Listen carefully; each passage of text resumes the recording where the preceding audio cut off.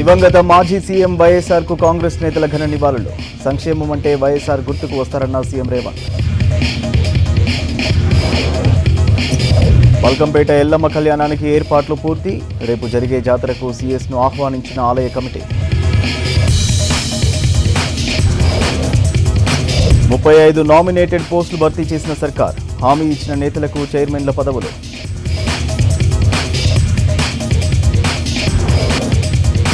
దార్నాక RTC ఆసుపత్రిలో laser ఆపరేషన్లకు శ్రీకారం. అత్యాధునిక వైద్యం అందిస్తున్నామని ఎండీ సజ్జనార్ ట్వీట్. రోజుకో కొత్త తరహాలో కోట్లు కొల్లగొడుతున్న సైబర్ నేరగాళ్లు. ఫార్మా కంపెనీ మెయిల్ హ్యాక్ చేసి 11 కోట్ల నగదు చోరీ.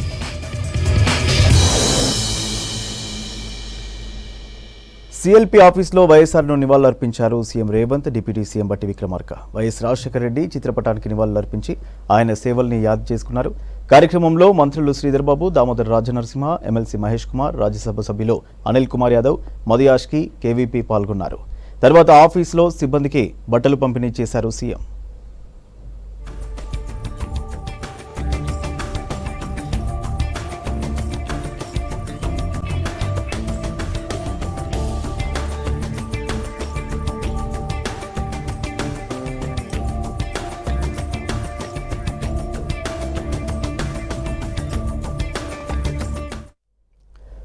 పార్టీ ఫిరాయింపులను స్టార్ట్ చేసింది బీఆర్ఎస్ ప్రభుత్వమేనన్నారు మంత్రి పొన్నం ప్రభాకర్. రాజీనామాలు చేయకుండా చాలా మందిని బీఆర్ఎస్ పార్టీలో చేర్చుకుందని గుర్తు చేశారు. జీహెచ్ఎంసీ కార్పొరేటర్లు కాంగ్రెస్లో చేరబోతున్నారన్న వ్యాఖ్యలపై స్పందించారు పొన్నం ప్రభాకర్. కార్పొరేటర్లు రాజీనామాలు చేశాకే పార్టీ మారాలని కోరే నైతికత బీఆర్ఎస్కు లేదన్నారు. పనులు సక్రమంగా జరుగుతున్నాయా లేదా అనేది అధికారులతో మాత్రమే సమీక్షించిన ఇప్పటివరకు. దాంతోపాటుగా ప్రభుత్వం ఇచ్చిన శాసనసభ్యుల కోటా యొక్క ఎస్టీఎఫ్ నిధుల్ని ఇన్ఛార్జ్ మంత్రిగా నేను ప్రతిపాదనలు వసిస్తున్నా. తన నా పార్టీ కాదు, తన నాకు ప్రతిపాదనలు ఇయ్యలే. వాళ్ళు ఏదో ఊహించుకొని మాట్లాడితే నేనేం చేయలేను. నా దగ్గరికి వచ్చే ప్రతిపాదనతో పాటుగా నేను మీరు జిల్లా కలెక్టర్ మీటింగ్లో కూడా జిహెచ్ఎంసీ మీటింగ్లో చెప్పిన, అధికారులారా మీరు ఏదైనా ప్రజా సమస్యలు ఉంటే నా దృష్టికి తీసుకురాని, నా దగ్గర ఎస్డిఎఫ్ నిధులు ఉన్నాయి, ప్రభుత్వం ఇచ్చిన నిధులు అని చెప్పినాం.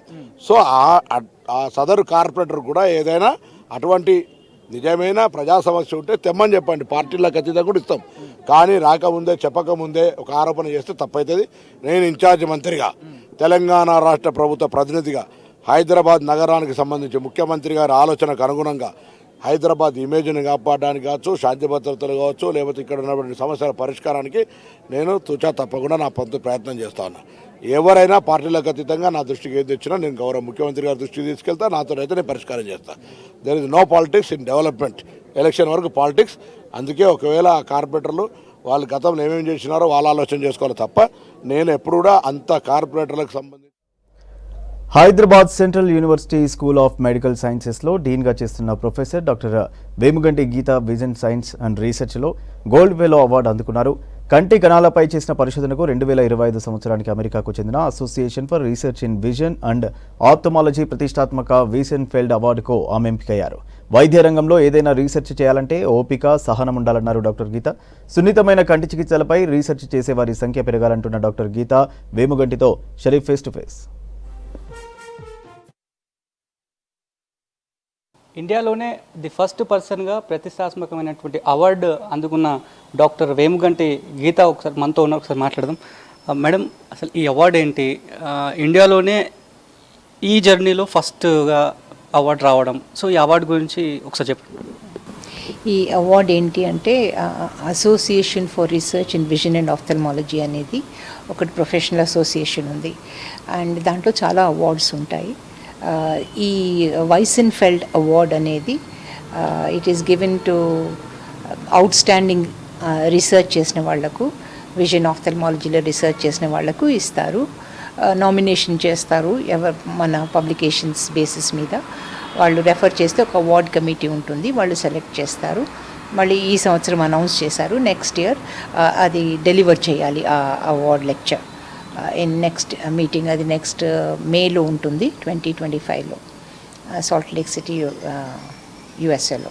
సో ఈ అవార్డు రావడానికి మీ జర్నీ, అంటే ఈ వైద్య రంగంలో మీ జర్నీ ఎట్లా ఉంది? ముందుగా మీ బ్యాక్గ్రౌండ్ ఏంటి, ఎక్కడి నుంచి ఎట్లా ఎదుక్కుంటూ వచ్చారు? నేను ఎంబీబీఎస్ చేశాను. పెథాలజీ చేసి మళ్ళీ నాకు టర్నింగ్ పాయింట్ పెథాలజీ నేను నిమ్స్లో చేశాను. ఉస్మానియాలో డిప్లొమా చేసి ఎండి నిజామ్స్లో చేశాను. అక్కడ మాత్రం నాకు టర్నింగ్ పాయింట్ ఏంటి అంటే విదిన్ పెథాలజీ ఒక వేరే స్పెషలైజేషన్ ఉంటుంది, ఐ పెథాలజీ అని. అది నాకు ఎల్వి ప్రసాద్లో డాక్టర్ జిఎన్ రావు అండ్ నిమ్స్లో ప్రొఫెసర్ రత్నాకర్ వీళ్ళిద్దరు కలిసి నా థీసిస్ అంతా ఐ పెథాలజీ మీద గైడ్ చేశారు. సో అది చాలా ఇట్ మేడ్ అ డిఫరెన్స్. 1998లో నేను ఎల్వి ప్రసాద్కి వాపస్ యాజ్ అ ఫ్యాకల్టీ వచ్చినప్పుడు అప్పుడు పాతగా చేసిన ఐ పెథాలజీ రీసెర్చ్ అలాగా నాకు రీసెర్చ్లో ఇంట్రెస్ట్ వచ్చింది. సో 1998 టిల్ డేట్ నేను కంటిన్యూస్లీ ఐ విజన్ మీద రీసెర్చ్ చేస్తున్నాను. మోస్ట్లీ ఐ ట్యూమర్స్ మీద స్టెమ్ సెల్ రీసెర్చ్ చేస్తున్నాను. సో దాంతో చాలా అవార్డ్స్ వచ్చాయి. చాలా రివార్డింగ్ రీసెర్చ్ అది. అంటే వీ వర్ ఫార్చునేట్ దట్ మా టీం బాగుంది అండ్ డైరెక్ట్ ట్రాన్స్లేషన్ రీసెర్చ్ చేశాం కాబట్టి it was a very good. So మీరు ఇప్పటివరకు చేసిన రీసెర్చ్లో ఎంతమంది భాగస్వాములు అయినారు? సో రీసెర్చ్ అంటే నాట్ ఏ జోక్, ఫండింగ్ కూడా అవసరం, డబ్బుతో కూడుకున్నటువంటి అంశం. సో దాన్ని ఎవరికి వాళ్ళు బేర్ చేసుకుంటారా? అయ్యో, we can't afford it. Research ఎవరు అఫోర్డ్ చేయలేరు పర్సనలీ. ఇది ఎగ్జిక్యూట్ చేయడానికి ఎంత డబ్బులు కావాలి, ఎంత మనీ కావాలి, ఎంత కన్స్యూమబుల్స్ కావాలి అనేది ఒక బడ్జెట్ ప్రిపేర్ చేస్తాం. అవన్నీ ఫిల్ చేసేసి అప్పుడు మేము గ్రాంటింగ్ ఏజెన్సీస్కి అప్లై చేస్తాం. అది కూడా కాంపిటేటివ్ ఉంటుంది. అక్కడ అప్లై చేస్తే వాళ్ళు స్క్రీన్ చేస్తారు. అప్పుడప్పుడు 2 లెవెల్ స్క్రీనింగ్ ఉంటుంది, అప్పుడప్పుడు 3 లెవెల్ స్క్రీనింగ్ ఉంటుంది. సో వాళ్ళంతా చేసిన తర్వాత మా ప్రాజెక్ట్ అయిన తర్వాత అప్పుడు మాకు దే శాంక్షన్ అస్ బడ్జెట్. ఎంత ఖర్చు అవుతుంది మేడం? ఓన్లీ అంటే maximum probably there is no maximum limit అండి. సో ప్రాజెక్ట్స్ ఎలా ఉంటాయి అని అంటే my first projects was maybe about 10 lakhs. ఇప్పుడు the highest was about 5 to 6 crores. ఈ రీసెర్చ్ చేస్తూనే ఇంకా మీరు ఏమైనా చేస్తున్నారా, లేదంటే ప్రాక్టీస్ కానీ లేదంటే? సో ఎల్వి ప్రసాద్లో ఉన్నప్పుడు నేను డయాగ్నోస్టిక్ పెథాలజీ చేసేది. I was heading both the eye pathology and stem cell research రెండు చేసేది. నాకు 2010లో యూనివర్సిటీ ఆఫ్ హైదరాబాద్లో ఇన్వైట్ చేశారు. ఇక్కడికి వచ్చినప్పటి నుంచి నేను I been in the administrative as a dean for many years. So ఇక్కడ అడ్మినిస్ట్రేటివ్ రోల్ ఉంది, టీచింగ్ రోల్ ఉంది, ప్లస్ రీసెర్చ్. సో రీసెర్చ్ అంటే along with the research we also guide PhD students. So నాకు ఆల్మోస్ట్ ఇప్పుడు 10 PhD students I've guided. Now ఇంకా 3 more are there before ఇంకా నా retirement కంటే ముందు వాళ్ళు కూడా అయిపోయి సబ్మిట్ చేయాలి. సో టోటల్ మేబీ కెరియర్లో 13 PhD స్టూడెంట్స్ని గైడ్ చేశాను నేను. సో ఇప్పుడు మీరు చేసే రీసెర్చ్ పలానా దాని గురించి రీసెర్చ్ చేస్తున్నామని సింప్లిఫై చేసి జనాలకు చెప్పాలంటే సింప్లిఫై చేసి ఎట్లా చెప్తారు? ఇది ఎట్లా చెప్పాలి అని అంటే మూల కణాలను ఉంటాయి, ఎక్కడెక్కడ గ్రో చేయొచ్చు ఆ సెల్స్ తీసుకొని ఆ పార్ట్ని మనము మళ్ళీ రీజనరేట్ చేయొచ్చు. సో స్టెమ్ సెల్ ఏంటి అంటే ఆ మూల కణాలు ఎలా గ్రో అవుతాయి, వాటికి ఏం కావాలి, అది మనం బయట ల్యాబ్లో తయారు చేసేసి మళ్ళీ పేషెంట్ని ట్రీట్ చేయడానికి వాడొచ్చా అని రీసెర్చ్ మొత్తం అంతా ఇదంతా స్టెమ్ సెల్ రీసెర్చ్ అంటారండి. సో అది నేను కంటి లోపల ఈ పై పొర ఉంటుంది కదా, ఆ పై పొర కెమికల్ ఇంజురీస్ పడితే డ్యామేజ్ అవుతుంది కదా, అది ఎలా ట్రీట్ చేయాలి అనేది అది మా టీమ్ ఆన్సర్ దట్ క్వశ్చన్. రీసెర్చ్కి డెస్టినీ ఉంటుంది. సో ఎండింగ్ పాయింట్ ఉంటుందంటారా? ఈ విజన్ సైన్స్ మీరు తీసుకున్న దాంట్లో ఎండింగ్ పాయింట్ ఉంటుందంటారా? No, there's no end. ఇంకో క్వశ్చన్ వస్తుంది, అది ఆన్సర్ చేసిన తర్వాత దట్ బికమ్ సో ఒక research project, then it becomes practice pattern, clinical practice. అది మొత్తం పియర్ కమ్యూనిటీ అది స్క్రూటినైజ్ అయిపోయి అందరూ యాక్సెప్ట్ చేస్తే it becomes preferred practice pattern. So అది ఇంకా దాని గురించి దాంట్లో నావెల్టీ ఏముండదు. అప్పుడు ఇంకొక కొత్త క్వశ్చన్. సో ప్రాబ్లమ్స్ ఎన్ని ఉన్నాయంటే ఎంత రీసెర్చ్ చేసినా సరిపోదు. చాలా వరకు ఆఫ్థమాలజీలో చాలా హాస్పిటల్స్ ఉన్నాయి. అంటే మా దగ్గర ఈ స్పెషాలిటీ ఉంటుంది, ఆ స్పెషాలిటీ ఉంటుంది అని చెప్తున్నారు. చాలా ప్లేసెస్లో అన్ఆథరైజ్డ్గా కూడా కొన్ని రన్ చేస్తూ ఉంటారు. సో జనాలు ఎట్లా పోవాలి, ఎవరి దగ్గరికి పోయి కరెక్ట్గా కళ్ళకు సంబంధించి చూపించుకోవాలని చెప్పి సజెషన్ చేస్తారు? సో జనరల్గానైతే ophthalmologist will entirely look at the entire eye and give you the treatment. ఇంకోటి ఫాలోఅప్ చేస్తుండాలి, రెగ్యులర్గా ఫాలోఅప్ చేసి వాళ్ళు అది కనుక్కోవాలి. సపోజ్ కాంప్లికేటెడ్ ఉందనుకోండి, 2-3 డిఫరెంట్ స్పెషాలిటీస్ ఇష్యూస్ ఉన్నాయనుకోండి, అలాంటప్పుడు బెస్ట్ జస్ట్ క్యాట్రాక్ట్ ఎవరన్నా good surgeon also can treat. But when complications వచ్చినప్పుడు మాత్రం I always suggest that they go to a good institute. ఈ మధ్య మేడం చాలా మందిలో వింటున్నాం, అంటే కంటికి పొర వచ్చింది, ఆ పొర తీసేయాలంట, సర్జరీ చేయాలంట, అన్వాంటెడ్ గ్రోత్ అని చెప్తున్నారు. సో ఎందుకు మేడం ఈ ఇష్యూస్ ఎందుకు వస్తాయి? పొర అని అంటే ఒక ట్యూమర్ కూడా పొరలాగా రావచ్చు. ఐ ట్యూమర్స్ డెఫినెట్లీ పెరుగుతున్నాయి. ఓకే, మనకి కంటామినేషన్ వలన లేక పొల్యూషన్ వలన, యూవీ రేడియేషన్ వల్ల మనకు కంటి పై పొర మీద ట్యూమర్స్ చాలా పెరుగుతున్నాయి. అది ప్రాబబ్లీ ఎన్వైరన్మెంట్ పొల్యూషన్. సో అది మాత్రం మేము 17-18 ఇయర్స్ కూడా డయాగ్నోస్ చేసాం. చాలా చిన్న పిల్లలకు కూడా వస్తుంది. కంపేర్ టు వెస్ట్ మన దగ్గర తొందరగా వస్తాయి ట్యూమర్స్. Thank you. రైట్, ఇది తాను ఇప్పటివరకు తీసుకున్నటువంటి అవార్డ్స్తో కంపేర్ చేస్తే ఇది తనకి ది బెస్ట్గా అని చెప్పి ఆమె చెప్తున్నారు. ఆ తర్వాత ఆఫ్థమాలజీ అంటే కంటికి సంబంధించినటువంటి రీసెర్చ్ అనేది అది ఎండ్ ఉండదు, రీసెర్చ్ చేస్తూ ఉండాలి, క్వశ్చన్స్ అన్నీ కూడా ఎదురవుతూ ఉంటాయి. So at the same time జనాలు కూడా కంటికి సంబంధించినటువంటి చికిత్సల వ్యవహారంలో అత్యంత జాగ్రత్తగా తీసుకోవాలి. ఆథరైజ్డ్ ఇన్స్టిట్యూషన్స్లోనే ఎక్కువ సమస్యలు వస్తే కనుక అక్కడికే వెళ్ళి ట్రీట్మెంట్ తీసుకోవాలనేటువంటి అడ్వైజ్ని కూడా డాక్టర్ గీత గారు చెప్తున్నారు. వీడియో జర్నలిస్ట్ శ్యామ్తో కలిసి షరీఫ్, E6 న్యూస్, హైదరాబాద్. గురుకుల విద్యాలయాలకు రూపొందించిన కొత్త పనివేళలను కుదించాలంటూ సీఎం రేవంత్ రెడ్డికి లేఖ రాశారు కేంద్ర హోంశాఖ సహాయ మంత్రి బండి సంజయ్ కుమార్. ఉదయం 5 నుంచి రాత్రి 9:30 వరకు పనివేళలు రూపొందించడం వల్ల ఉద్యోగులు నిద్రలేమి, మానసిక ఒత్తిడికి లోనవుతున్నారని తెలిపారు. రాత్రిపూట స్టడీ అవర్, కేర్ టేకర్ విధులను కూడా టీచర్లకు అప్పగించడం సరికాదన్నారు. తక్షణమే వార్డెన్ పోస్టులను భర్తీ చేయాలని కోరారు. మరోవైపు కరీంనగర్ జిల్లా పోలీసులకు నెలల తరబడి TA, DA, PRC, surrender leave bills చెల్లించకపోవడం దారుణమన్నారు. అన్ని జిల్లాల్లో బకాయిలను చెల్లించిన ప్రభుత్వం కరీంనగర్ జిల్లా పోలీసులను పట్టించుకోకపోవడం బాధాకరమని లేఖలో తెలిపారు బండి.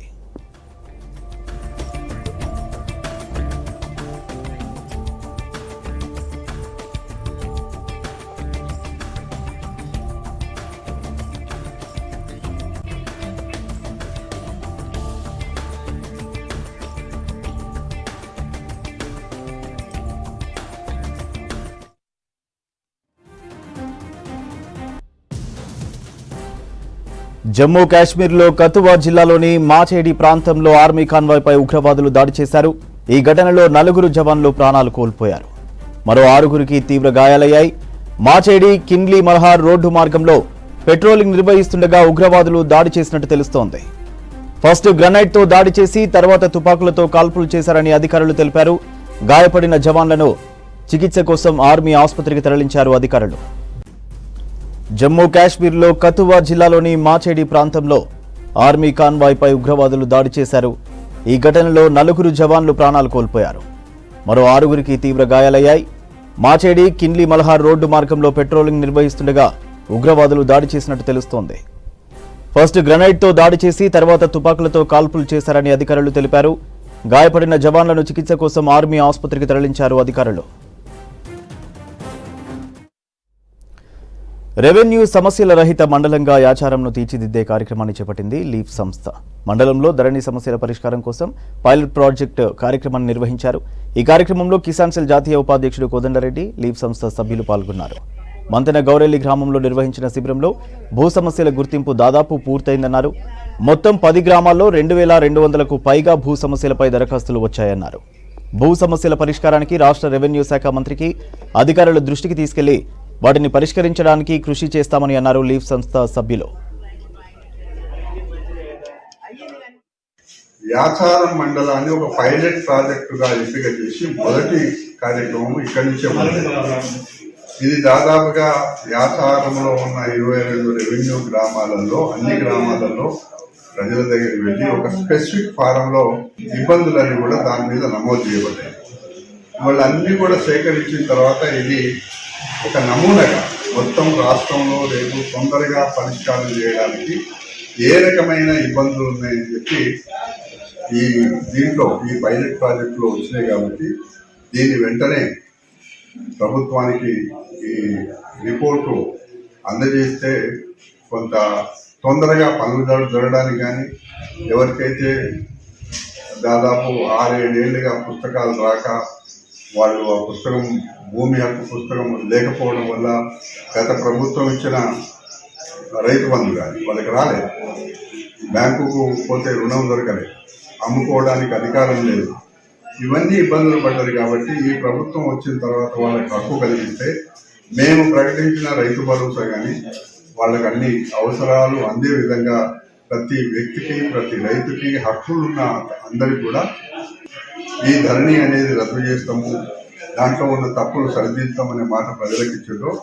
అధికారానికి వచ్చిన తర్వాత ముఖ్యమంత్రి గారు అదే మాట పైన దీన్ని వేగంగా నడిపించడానికి ఒక కమిటీ వేయడం, తర్వాత స్పెషల్ డ్రైవ్లో దాదాపుగా 1 లక్ష తప్పులను గ్రహించి 1 లక్ష మందికి హక్కు కలిగించడానికి ఇప్పటికే ఒక లెక్క వచ్చేసింది. ఇక మిగతా కూడా సమస్యలు పరిష్కారం చేయడానికి వేగంగా పనిచేయడానికి ఇక్కడి నుంచి ముగింపు కార్యక్రమంగా ఈ పైలట్ ప్రాజెక్టు ముగింపు కార్యక్రమంగా ఇక్కడికి వచ్చాము. ధరణిలో దరఖాస్తు పెట్టుకోవడానికి అవకాశం లేదనో, ధరణిలో ఫీజు కట్టుకోలేకనో, సమస్య ఉందనే విషయం తెలియకనో, రకరకాల కారణాలతోటి తెలంగాణ రాష్ట్రం మొత్తం కూడా లక్షల సంఖ్యలో దరఖాస్తు పెట్టుకోలేని వాళ్ళే ఉన్నారు. ఈ నేపథ్యంలో భూమి సమస్యల్ని గుర్తించడం ఎట్లా, ఆ గుర్తించిన భూమి సమస్యల్ని పరిష్కారం కోసం మనం ఏ విధంగా ముందే ప్రాసెస్ చేయడానికి అవకాశం ఉంటుంది అనే ఒక ఉద్దేశంతో యాచారం మండలాన్ని పైలట్ గా ఎంపిక చేసుకోవడం జరిగింది. యాచారం మండలంలో 10 గ్రామాలలో భూమి సమస్యల గుర్తింపు, ఆ భూ సమస్యల అధ్యయనం చేసి రెవెన్యూ డిపార్ట్మెంట్ కి నివేదికలు ఇవ్వడం కోసం జనవరి 14వ తారీఖున ఇదే మంతెనగవరెల్లి గ్రామంలో పైలట్ కార్యక్రమానికి అంకురార్పణ చేశాం. మధ్యలో ఎన్నికలు ఉండటం వల్ల కొంత ఆలస్యమైంది. ఇప్పుడు ఈ మళ్ళీ ఒకసారి మంతెనగవరెల్లిలో 2వ దశ పైలట్ కార్యక్రమాన్ని ముగింపు కోసం ఈ రోజు ఇక్కడ ఉండటం జరిగింది. రేపు రాష్ట్ర వ్యాప్తంగా 10,694 రెవెన్యూ గ్రామాలు ఉన్నాయి. ఈ అన్ని రెవెన్యూ గ్రామాలలో కూడా సమస్యలు ఎట్లా గుర్తించాలి, సమస్యల మీద నివేదికలు ఎట్లా తయారు చేయాలి, ప్రాసెస్ ఎట్లా చేయాలి, పరిష్కారానికి ఏ విధంగా ప్రయత్నం చేయాలి అనేది ఈ పైలట్ లో వచ్చిన అనుభవాలను మేము ప్రభుత్వానికి చెప్తాం. రాబోయే రోజుల్లో రాష్ట్ర వ్యాప్తంగా కూడా ఇలాంటి కార్యక్రమం జరగాలి. ఫీర్జాదిగూడ మేయర్ వెంకటరెడ్డిపై ఫైర్ అయ్యారు డిప్యూటీ మేయర్ కుర్ర శివకుమార్ గౌడ్. పర్వతాపూర్ రెవెన్యూ సాలర్జంగా కంచె భూముల్లో సీలింగ్ భూములను తెరపైకి తెచ్చింది వెంకటరెడ్డియేనని ఆరోపించారు. పర్వతాపూర్లో సీలింగ్ భూములు ఉన్నాయని కలెక్టర్కు చెప్పి 30 లక్షలతో ఫెన్సింగ్ వేయించిన మాట వాస్తవం కాదా అని ప్రశ్నించారు. ఆ తర్వాత వేరే వాళ్ల భూములను తన అనుచరులకు కట్టబెట్టారని ఆరోపించారు. ఇక ఇప్పుడు అవినీతి బయటపడకుండా ఆందోళన డ్రామాలు చేస్తున్నారని మండిపడ్డారు. చీకటి రోజు, ఎందుకంటే ఒక ప్రభుత్వ అధికారులు, ఒక కలెక్టర్ కానీ, ఒక ఆర్డీఓ కానీ, ఒక ఎంఆర్ఓ కానీ ఇవాళ ప్రభుత్వ భూమిని ఐడెంటిఫై చేసి ఇవాళ కూల్చివేతలు చేపడితే దాన్ని విచిత్రంగా సాక్షాత్తు ఒక నగర మేయర్ అయి ఉండి, విజయనగరం కార్పొరేషన్ మేయర్ అయి ఉండి ఇవాళ ధర్నా చేస్తుందంటే ఇది చాలా విరుద్ధమైన సంఘటన. ఒకప్పుడు ఇదే సాయిబ్రియా కాలనీలో సర్వే నెంబర్ 1, 10, 11 3 సర్వే నెంబర్లో కూడా 30-36 ఎకరాల గవర్నమెంట్ ల్యాండ్ ఉంది. కాబట్టి ఆ రోజు కలెక్టర్ ద్వారా ఏదైతే సర్వే నెంబర్ 1, 10, 11 ఉందో దాన్ని ఫెన్సింగ్ చేయమని చెప్పి మాకు కలెక్టర్గా ఆదేశించడం జరిగింది. కానీ వెంకరెడ్డి గారు ఆ రోజే ఈ సర్వే నెంబర్ 1 ఏదైతే ఉందో ఆ రోజే ఎవరైతే కబ్జాలో ఉన్నారో, ఎవరైతే ల్యాండ్ లార్డ్స్ ఉన్నారో వాళ్ళ దగ్గర ఆ రోజే కమిట్మెంట్ చేసుకుని, ఆ రోజే అగ్రిమెంట్ చేసుకుని సర్వే నెంబర్ 1 పక్కన పెట్టేసి 10, 11 కేవలం ఎవరైతే నిరుపేదలు ఉన్నారో, పేద ప్రజలు ఉన్నారో, మధ్యతరగతి వారు ఉన్నారో వారిని బాధితులుగా చేసి ఆ రోజు సర్వే నెంబర్ 10, 11కి సుమారుగా 30 లక్షల రూపాయలు మన మున్సిపల్ కార్పొరేషన్ నిధులు వెచ్చించి ఆ రోజు దాన్ని ఇక్కడ మీరు చూశారు. అగ్రిమెంట్ ఒక సాక్షాత్తు మేయర్ అయి ఉండి పేద ప్రజలను పెన్షన్ చేస్తుంటే ఆ ల్యాండ్కి ఈయన కట్టెపట్టుకొని పోలీస్ ప్రొడక్షన్ పెట్టుకొని పోలీసు వాళ్ళకు కూడా భోజనాలు, మున్సిపల్ ఖర్చు నుంచి కూడా పోలీసు వాళ్ళకు భోజనాలు పెట్టి వాళ్ళ నాంపల్లిలోని వాణిజ్య పన్నుల శాఖ కమిషనర్ కార్యాలయం ముందు డ్రైవర్లు ఆందోళనకు దిగారు. 16 నెలల నుంచి బిల్లులు పెండింగ్లో ఉన్నాయని, దీనిని కమిషనర్ దృష్టికి తీసుకెళ్లినా పట్టించుకోవడం లేదని తెలిపారు. రాష్ట్ర 4 వీలర్ అసోసియేషన్ ప్రధాన కార్యదర్శి సోమేష్ స్కూళ్లు, కాలేజీలు ప్రారంభం కావడంతో అటు ఫీజులు, ఇటు అద్దె బిల్లులు కట్టలేక తీవ్ర ఇబ్బందులు పడుతున్నామని తెలిపారు. నిత్యావసర సరుకుల ధరలు పెరిగి మరింత ఇబ్బంది పడుతున్నామని తెలిపారు. పెండింగ్ బిల్లులు వెంటనే మంజూరు చేసి 250 మంది డ్రైవర్లకు వెంటనే జీతాలు పెంచాలని డిమాండ్ చేశారు. ఇవాళ చెప్పుకుంటే సేల్స్ టాక్స్ డిపార్ట్మెంట్ లో మన 16 నెలల నుంచి డ్రైవర్లకు పెండింగ్ లో బిల్లులు ఉన్నాయి. ఇప్పటి వరకు కూడా ఈ 16 నెలల నుంచి పెండింగ్ బిల్లులు క్లియర్ చేయలేదు ఇంకా కూడా. దీని మీద మాకు రోజు ఎన్నో సమస్యలు మేము ఎదుర్కోవాల్సి వస్తుంది. కమిషనర్ గారికి మేము ఎన్నోసార్లు విన్నవించుకున్నాం, కానీ మీరు రావద్దు, మీరు ఇక్కడ ఉండొద్దు అని చెప్పేసి కనీసం కూడా మమ్మల్ని దగ్గర రానియకుండా మేడం చూస్తున్నారు. మా డ్రైవర్ సోదరులు ఎన్నోసార్లు డివిజన్ వైజ్ కూడా పోయి చెప్పుకుంటే మీ సమస్య కమిషన్ ఆఫీసులో ఉంది అని చెప్పేసి వాళ్ళు చెప్పడం జరుగుతుంది. ఇక్కడ కమిషనర్ గారు మమ్మల్ని కలవనీయకపోవడం వల్ల మేము బిల్లులు పాస్ చేయించుకోలేక మా సమస్యను చెప్పుకోలేకపోయాము. కాబట్టి ఇవాళ అనివార్య పరిస్థితుల్లో మేము ధర్నాకు రావాల్సి వచ్చింది. వికారాబాద్ జిల్లా తాండూరులో ఘరానా మోసానికి పాల్పడ్డారు ఇద్దరు వ్యక్తులు. ఏసీబీ అధికారులమంటూ ఎంపీడీఓ అధికారిని బురిడి కొట్టించి 5 లక్షలను కాజేశారు కేటగాళ్లు. సిద్దిపేట జిల్లా కేంద్రంలోని ఎంపీడీఓగా పనిచేస్తున్న బండి లక్ష్మప్పకు గత నెల 18న ఏసీబీ అధికారులమంటూ ఫోన్ చేసి 5 లక్షలు డిమాండ్ చేశారు. డబ్బులు ఇవ్వకుంటే కేసులు బుక్ చేస్తామని బెదిరించారు. దీంతో భయపడిన లక్ష్మప్ప ఫోన్పే, గూగుల్ పే ద్వారా దుండగులకు డబ్బులు ట్రాన్స్ఫర్ చేశారు. ఆ తర్వాత మోసపోయారని గ్రహించి పోలీసులను ఆశ్రయించాడు బాధితుడు. కేసు నమోదు చేసుకుని ఛాలెంజ్గా తీసుకున్న పోలీసులు మోసానికి పాల్పడ్డ నిందితులు తరుణ్ గౌడ్, ముజాహిద్ పాషాలను అరెస్ట్ చేశారు. వారి దగ్గర నుంచి ₹1,00,000, 2 సెల్ ఫోన్లను స్వాధీనం చేసుకుని నిందితులను రిమాండ్కు తరలించినట్టు తెలిపారు డీఎస్పీ బాలకృష్ణారెడ్డి.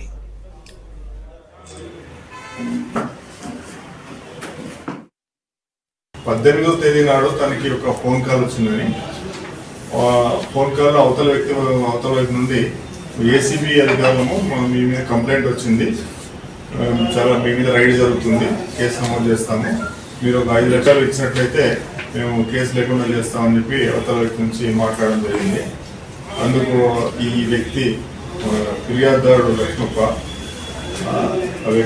అతను చెప్పే వ్యక్తి సమాచారాన్ని నిజమే అని చెప్పి నమ్మేసి అతను ఇచ్చిన ఒక 5 వేర్వేరు గూగుల్ పే, ఫోన్పే అకౌంట్లోకి ఇతను 5 లక్షల రూపాయలు ట్రాన్స్ఫర్ చేయడం జరిగింది. అప్పుడు వెంటనే అదే రోజు ఆ సమాచారం మేరకు మేము కేసు నమోదు చేసుకొని ఇన్వెస్టిగేషన్ చేయడం జరిగింది తాండూరు పట్టణ పోలీస్ స్టేషన్లో. దీని మీద విచారణలో భాగంగా ఈ డిఫరెంట్ బ్యాంక్ అకౌంట్స్ అన్ని కూడా కర్ణాటక రాష్ట్రంలోని చిక్బళ్ళాపూర్ అండ్ వేరు ప్రాంతాల్లో ఉందని చెప్పి గ్రహించి అక్కడికి ఆ అకౌంట్ హోల్డర్స్ని కూడా మనం విచారించి ఇవరికి ఈ రోజు నాడు ఇద్దరు నేరస్తులు, దానికి సంబంధించిన ఇద్దరు తరుణ్ గౌడ్ అండ్ ముజాహిద్ పాషా అని. ఆర్టీసీ ఉద్యోగుల ఆరోగ్యంపై టీజీఎస్ ఆర్టీసీ ప్రత్యేక శ్రద్ధ తీసుకుంటుందన్నారు ఆర్టీసీ ఎండీ సజ్జనార్. ఆర్టీసీ సిబ్బంది కోసం తార్నాక ఆసుపత్రిలో అత్యాధునికమైన 4 modular operation theatre complex, laparoscopic పరికరాలు, ఇంటెన్సివ్ కేర్ యూనిట్లు, డయాలసిస్ యూనిట్లను ఏర్పాటు చేశామని చెప్పారు. ఈ పరికరాలతో డ్రైవర్లు, కండక్టర్లకు శస్త్రచికిత్సలు ప్రారంభించామని ట్వీట్ చేశారు సజ్జనార్. వైద్య సేవల్లో తార్నాక ఆసుపత్రి మరో ముందడుగు వేస్తుందన్నారు. గత 2 ఏళ్లలో తార్నాక ఆసుపత్రిని సూపర్ స్పెషాలిటీ ఆసుపత్రిగా తీర్చిదిద్దామని తెలిపారు.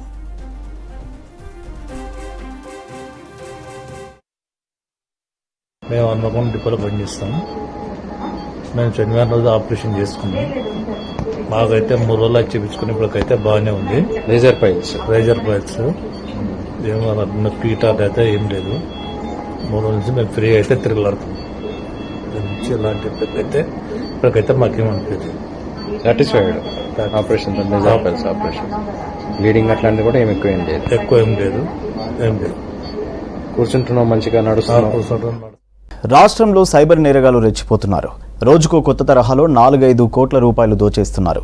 హైదరాబాద్ రాయదుర్గం నాలెడ్జ్ సిటీలోని ఓ ఫార్మా కంపెనీకి చెందిన అకౌంట్స్ నుంచి కోట్ల రూపాయలు కొల్లగొట్టారు.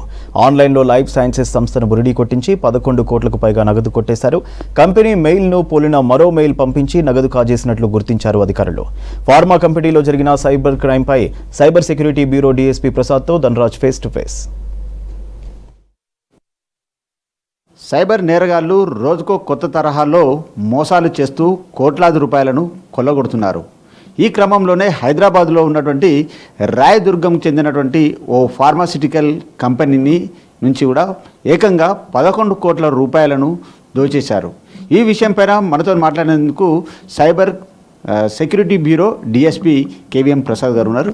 సార్, మనం చూస్తున్నాం ఎక్కువగా చూసినట్టయితే ఇలా పెద్ద పెద్ద ఎంఎన్సీ కంపెనీలే చాలా వరకు వాళ్ళను బోల్తా కొట్టిస్తున్నటువంటి సైబర్ ఫ్రాడ్స్ ఉన్నారు.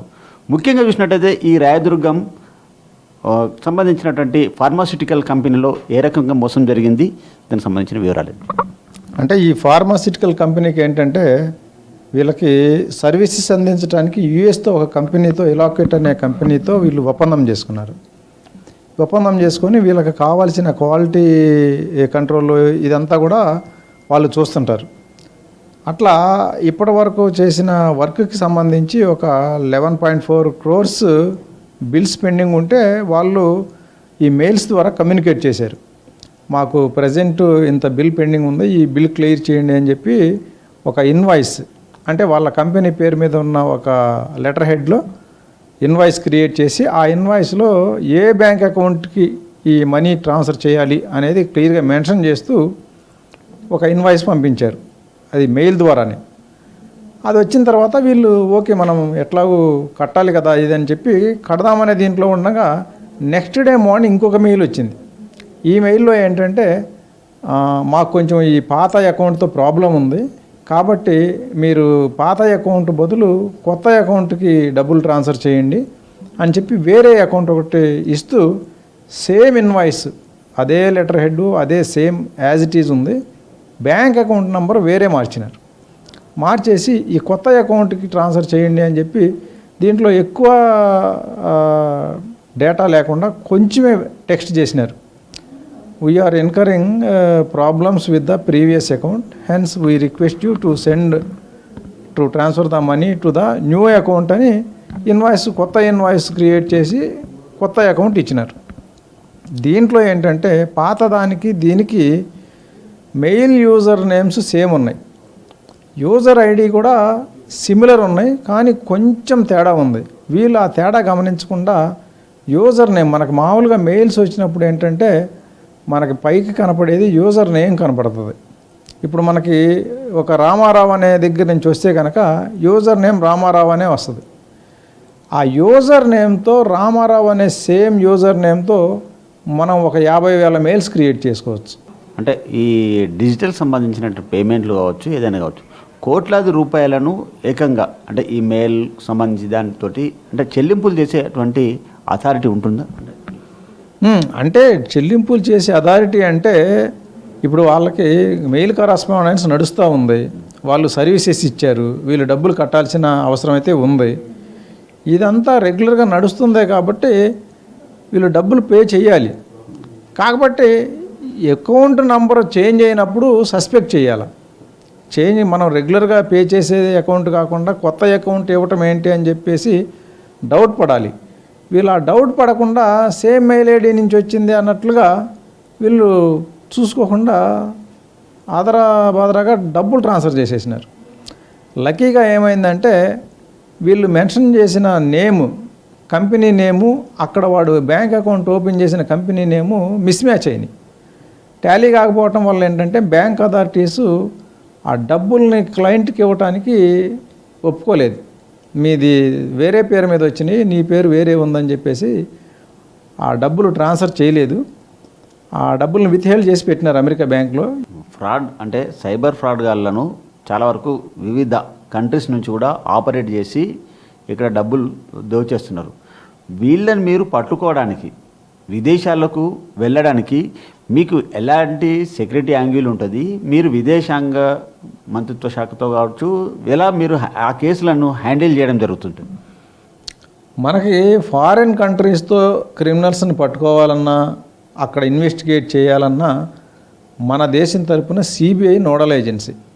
కాబట్టి మనం ఏది చేయాలన్నా సరే through state government ministry of home అఫైర్స్కి మనం కరెస్పాండెన్స్ చేసి ఇట్లా పలానా మా ఒక కేసులో ఇంత అమౌంట్ పలానా కంట్రీకి వెళ్ళిపోయింది, అక్కడ ఫ్రాడ్స్టర్స్ దాన్ని వాడుకున్నారు, కాబట్టి అక్కడ కంట్రీలో ఆ ఫ్రాడ్స్టర్ మీద యాక్షన్ తీసుకోవాలని చెప్పి మనం ఒక ఫైల్ తయారు చేసి ఆ ఫైల్ని మినిస్ట్రీ ఆఫ్ హోమ్ అఫైర్స్కి పంపించాలి. సైబర్ సెక్యూరిటీ బ్యూరోలో ఈ సైబర్ గాలను పట్టుకోవడం అంత ఈజీ అవుతుందా? అంటే మన కంట్రీలో ఉన్న సైబర్ నేరస్తులను అందరిని పట్టుకోవడం ఈజీనే అవుతుంది, అదర్ కంట్రీస్లో ఉన్న సైబర్ నేరస్తులను పట్టుకోవడం ఈజీ కాదు. మొత్తం మీద చూసినట్టయితే సైబర్ నేరగాల పట్ల ఎప్పటికప్పుడు అప్రమత్తంగా ఉండండి. అదేవిధంగా క్లిక్ బిఫోర్ థింక్, ఏదైనా క్లిక్ చేసే ముందు ఆలోచన చేయండి. మీకు అనుమానాస్పద సంబంధించినటువంటి మెయిల్లు, అదేవిధంగా ఓటీపీలు, మెసేజ్లు, మెయిల్స్ వస్తే అప్రమత్తంగా ఉండి ఆ తర్వాత ఏదైనా మీరు మోసపోయినట్లయితే వెంటనే 1930కి కాల్ చేయండి. నగరంలోని ప్రభుత్వ పాఠశాలల అభివృద్ధికి మేము సైతం అంటూ ముందుకు వస్తున్నాయి స్వచ్ఛంద సంస్థలు. తాము సంపాదించిన దానిలో కొంతైనా విద్యార్థులకు ఉపయోగపడాలని బుక్స్ అందిస్తున్నారు. వాటర్ ట్యాంక్స్, వాష్రూమ్స్ కూడా కట్టిస్తున్నారు. గత ప్రభుత్వ హయాంలో స్వచ్ఛంద సంస్థలను బడుల్లోకి రాకుండా ఆదేశాలు ఇచ్చారన్నారు. ఇప్పుడు కాంగ్రెస్ ప్రభుత్వం అండగా ఉండడంతో తమ వంతు సాయం చేస్తున్నామన్నారు స్వచ్ఛంద సంస్థల నిర్వాహకులు. గత నెల రాష్ట్ర వ్యాప్తంగా ప్రభుత్వ పాఠశాలలు రీఓపెన్ అయ్యాయి. తెలంగాణ వ్యాప్తంగా 26,000 పాఠశాలలుండగా 20 లక్షల మంది విద్యార్థులు ప్రభుత్వ బడుల్లో చదువుతున్నారు. గతంతో పోలిస్తే ఈసారి ప్రభుత్వం ముందుగానే విద్యార్థులకు టెక్స్ట్ బుక్స్, యూనిఫామ్లు అందించింది. అయినప్పటికీ అనేక మంది విద్యార్థులకు వర్క్ బుక్స్ తో పాటు స్టేషనరీ వంటివి కొనడం కొంత ఇబ్బందిగా ఉంటుంది. అయితే వీటిని దృష్టిలో ఉంచుకొని కొన్ని స్వచ్ఛంద సంస్థల ప్రతినిధులు విద్యార్థులకు స్టేషనరీ, వర్క్ బుక్స్, షూ, బ్యాగ్ల వంటివి అందిస్తూ సిటీలోని Secunderabad, Musheerabad, RTC cross roads, LB Nagar, Vanasthalipuram, Chilukuru వంటి ప్రాంతాల్లోని ప్రభుత్వ పాఠశాలల్లో గత కొన్ని రోజుల నుండి స్వచ్ఛంద సంస్థల ప్రతినిధులు అక్కడి పాఠశాలల ప్రిన్సిపాల్స్ తో మాట్లాడి విద్యార్థులకు కావలసిన బుక్స్, స్టేషనరీతో పాటు పలు చోట్ల వాటర్ ట్యాంకర్లను, వాష్రూమ్స్ ను కూడా నిర్మిస్తున్నారు. ప్రభుత్వం కూడా స్వచ్ఛంద సంస్థలను ప్రోత్సహిస్తుండటంతో ప్రభుత్వ విద్యను బలోపేతం చేసేందుకు తమ వంతు కృషి చేస్తున్నామని స్వచ్ఛంద సంస్థల నిర్వాహకులు చెబుతున్నారు. తాజాగా చిలుకూరు బాలాజీ టెంపుల్ ప్రధాన అర్చకులు రంగరాజన్ చిలుకూరులో స్థానికంగా ఉండే ప్రభుత్వ పాఠశాలలోని విద్యార్థులకు సొంత ఖర్చుతో నోట్బుక్స్ అందించారు. వీటితో పాటు విద్యార్థులకు మరిన్ని సౌకర్యాలు కల్పిస్తామన్నారు అర్చకులు రంగరాజన్. విద్యాదానం గొప్పదని, అందుకే వెంకటేశ్వర స్వామి ఆశీర్వాదంతో ఫర్నిచర్ వంటివి కూడా స్కూల్కు అందిస్తామన్నారు.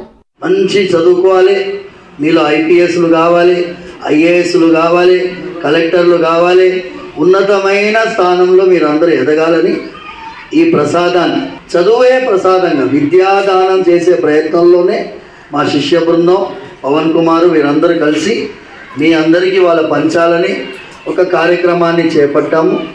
ఈ చిలుకూరు విద్యాలయానికి బాలాజీకి చాలా దగ్గర సంబంధం ఉంది. ఎప్పుడు ఏ అవసరం ఉన్నా కూడా స్వామివారి యొక్క ఆశీర్వాదంతో ఇక్కడ ఫర్నిచర్ అయితే కానీ ఏ అవసరమైనా కూడా స్వామివారి ఆశీర్వాదంగా మేము అందించడం జరుగుతుంటుంది. సికింద్రాబాద్ లోని సీతమ్మ బడిలో జేఎన్టీయూ పూర్వ విద్యార్థి హరిత ఫౌండేషన్ వ్యవస్థాపకులు ఫణిరాజ్ కూడా విద్యార్థులకు బుక్స్ ఇవ్వడంతో పాటు సూర్యాపేటలోని పలు పాఠశాలల్లో విద్యార్థులకు తాగునీటి సదుపాయం కోసం స్కూళ్లలో ప్రత్యేక వాటర్ ట్యాంకర్లను ఏర్పాటు చేశారు. అమెరికాలో సెటిల్ అయిన తాను ప్రభుత్వ విద్యార్థులకు సహాయం చేయాలనే భావనతో హరిత ఫౌండేషన్ ఏర్పాటు చేశామని, దానిలో భాగంగానే ప్రభుత్వ బడుల్లో విద్యార్థులకు బుక్స్ తో పాటు అన్ని రకాల సౌకర్యాలు కల్పిస్తున్నామన్నారు ఫణిరాజ్. విద్యార్థి మనం కొన్ని యాడ్ చేసుకోవాలి అనేసి ఏడిడి అంటే యాటిట్యూడ్, డెడికేషన్ అండ్ డిటర్మినేషన్, దాంతో మనం ఏదైనా సాధించవచ్చు యాడ్ని. మరి అందుకని యాడ్ అని పెట్టారేమో మరి. సో అది ఇప్పుడే చెప్పాము అందరూ చేసుకోమని. పిల్లలు చాలా ఉత్సాహంగా ఉన్నారు. ఇప్పుడే మేడం మాట్లాడుతున్నప్పుడు వీళ్ళకి వాటర్ ప్యూరిఫైయర్ కూడా ఉంటే బాగుంటుంది అన్నారు. సో అది కూడా ఓకే అని చెప్పాను ఇప్పుడే. సో నెక్స్ట్ ఒక ఫ్యూ వీక్స్లో అది కూడా ఇక్కడ ఏర్పాటు చేస్తాము. ప్రభుత్వంతో పాటు స్వచ్ఛంద సంస్థల నిర్వాహకులు ప్రభుత్వ బడుల అభివృద్ధి కోసం కృషి చేయడం వల్ల సర్కారు పాఠశాలలు మరింత బలపడతాయంటున్నారు విద్యావేత్తలు. మొక్కలు నాటడం అందరి బాధ్యత అన్నారు హైదరాబాద్ ఇన్ఛార్జి మంత్రి పొన్నం ప్రభాకర్. రామంతపూర్ ప్రభుత్వ పాలిటెక్నిక్ కళాశాలలో రాష్ట్ర ప్రభుత్వం చేపట్టిన వన మహోత్సవ కార్యక్రమంలో మేయర్ విజయలక్ష్మి, కమిషనర్ ఆమ్రపాలితో కలిసి మంత్రి మొక్కలు నాటారు.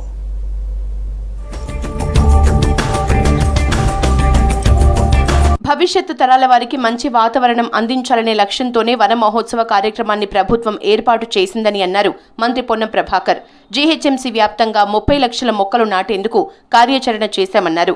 రామంతపూర్ పాలిటెక్నిక్ కళాశాలలో మొక్కలు నాటి వన మహోత్సవ కార్యక్రమాన్ని ప్రారంభించారు. జీహెచ్ఎంసీ పరిధిలోని 30 సర్కిల్స్లో 56 లొకేషన్లలో మొత్తం 7,134 మొక్కలు నాటేందుకు ఏర్పాట్లు చేశామన్నారు మంత్రి పొన్నం ప్రభాకర్. రోజు మొక్కకు నీళ్లు పోయడం ద్వారా కూడా పుణ్యం పురుషార్థం అన్నట్టుగా మానసిక సంతోషంతో పాటుగా సమాజానికి రాబోయే తరం మనను క్షమించకుండా ఉండేటువంటి విధంగా, అంటే ఒకవేళ మనం ఇదే విధంగా పొల్యూషన్ ఇంప్రూవ్మెంట్ చేసినట్టయితే వచ్చే తరం మనను క్షమించేటువంటి పరిస్థితి ఉండదు.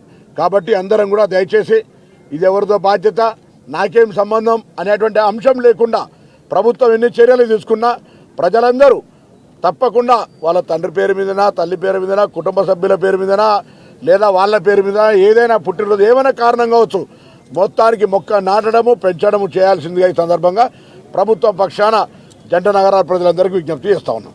భవిష్యత్తులో మనం ఎవరైనా విమర్శించకుండా వాళ్ళు తప్పు చేసినారు ఆ జనరేషన్ అనకుండా ఉండాలని అనుకునే వాళ్ళందరూ ఈ జనరేషన్ వాళ్ళు మొక్కలు నాటాలి. ప్రభుత్వం ఎన్ని కార్యక్రమాలు చేసినా ప్రజల సహకారంతోనే విజయవంతం అవుతాయని, మొక్కలు నాటడం కాదు వాటి బాధ్యత కూడా ప్రజలు తీసుకోవాలని అన్నారు మంత్రి పొన్నం ప్రభాకర్.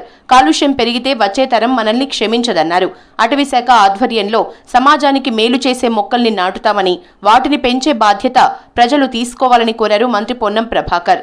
అందరి భాగస్వామ్యంతో ప్రజలందరూ ఇందులో భాగస్వాములై ఇది నా కార్యక్రమం అని చెప్పుకునే విధంగా ఉండాలని కోరుతా ఉన్నా తప్ప గవర్నమెంట్ ఏదో షోపటప్ చేసే ఆలోచన ఎవ్వరికి లేదు.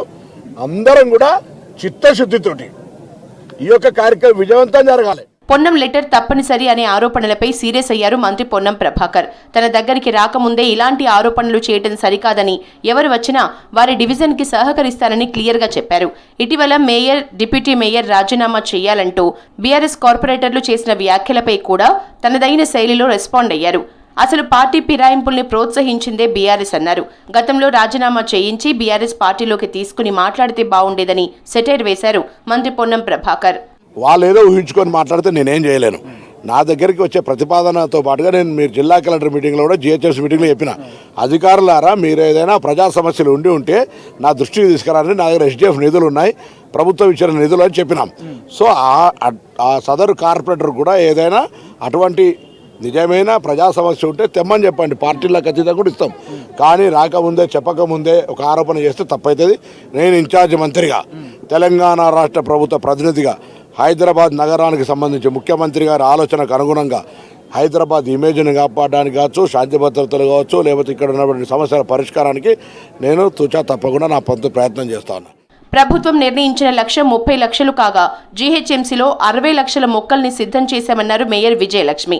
వన మహోత్సవ కార్యక్రమం సందర్భంగా నగరంలో కళాశాలలు, ఖాళీ స్థలాలు, పార్కుల్లో రోడ్డుకు ఇరువైపులా మొక్కలు నాటేందుకు చర్యలు తీసుకున్నామని తెలిపారు మేయర్. ప్రతి ఒక్క ఇంటికి ఇవ్వడం, అన్ని చెట్లు మొక్కలన్నీ కూడా ఇంట్లల్లో ప్రతి ఒక్కరికి అందించేటట్టు, మరియు ఈ చెట్లని మీడియన్స్ లోపల కానివ్వండి, ఆర్ మియావాకి విధంగా కానివ్వండి, ఆర్ మన రెండు సైడ్ రోడ్డు ఇరువైపులా కూడా అన్ని విధంగా ఆల్మోస్ట్ 30 lakhs ఈ ఇయర్ నాటాలనేసి గవర్నమెంట్ నిర్ణయించింది. అది మేము ఆహ్వానిస్తున్నాము. లాస్ట్ ఇయర్ మనకి 2021 లోపల మనకి గ్రీన్ ట్రీ అవార్డ్ కూడా, అంటే సిటీ అంతర్జాతీయ అవార్డు కూడా, గ్రీన్ ట్రీ అవార్డు దొరకడం మనకి చాలా సంతోషకరం. మనం వాతావరణం కాపాడుకోవాలంటే, ఆహ్లాదకరమైన ఇది చేసుకోవాలంటే మనం అందరం కూడా చెట్లు నాటాలి. వర్షాకాలం నేపథ్యంలో జీహెచ్ఎంసీ పరిధిలో వన మహోత్సవం నిర్వహించింది ప్రభుత్వం. ఈ కార్యక్రమంలో మొక్కల్ని నాటారు మంత్రి పొన్నం ప్రభాకర్, మేయర్ విజయలక్ష్మి, కమిషనర్ ఆమ్రపాలి. మొక్కలు నాటడంతో పాటు వాటిని కాపాడటంలో ప్రజలు భాగస్వాములు కావాలని పిలుపునిచ్చారు.